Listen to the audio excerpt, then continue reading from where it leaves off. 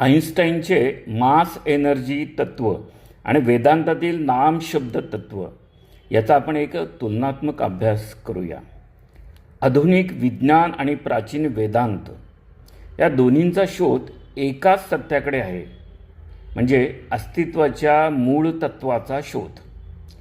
Albert Einstein यांनी मांडलेले सुप्रसिद्ध समीकरण E=mc² हे सांगते की वस्तुमान म्हणजे मास आणि ऊर्जा म्हणजे एनर्जी या वेगळ्या गोष्टी नसून त्या एकाच वास्तवाच्या दोन अवस्था आहेत.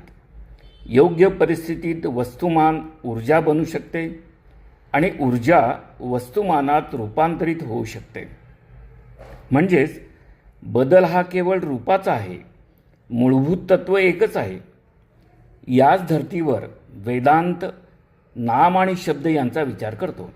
वेदांतानुसार नाम म्हणजे शुद्ध अस्तित्व की जे अव्यक्त आहे, निर्गुण आहे, पण आधाररूप आहे.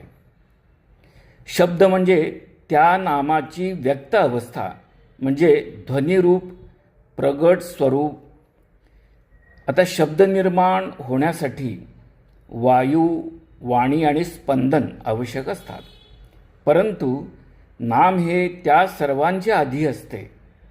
शब्द नसला तरी नाम असते, पण नाम नसताना शब्द असू शकत नाही.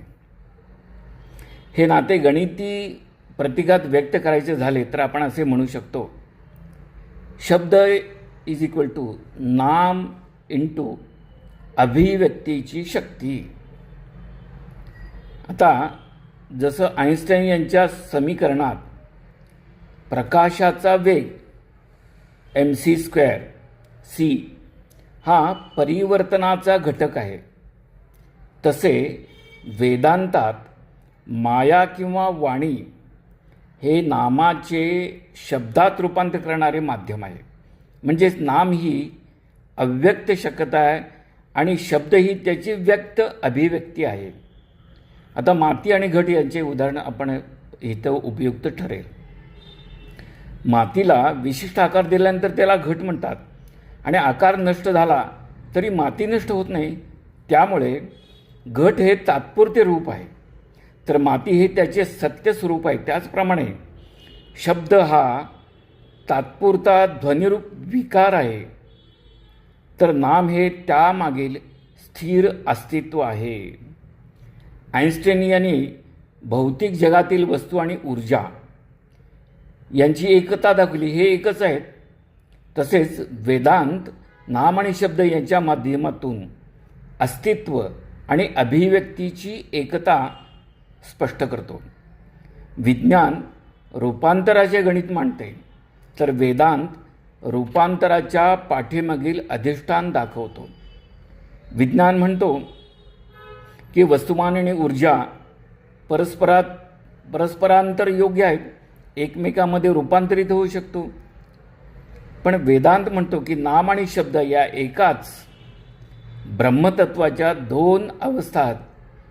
एक व्यक्त अवस्था म्हणजे रूप म्हणजे शब्द आणि एक अव्यक्त अवस्था म्हणजे नाम.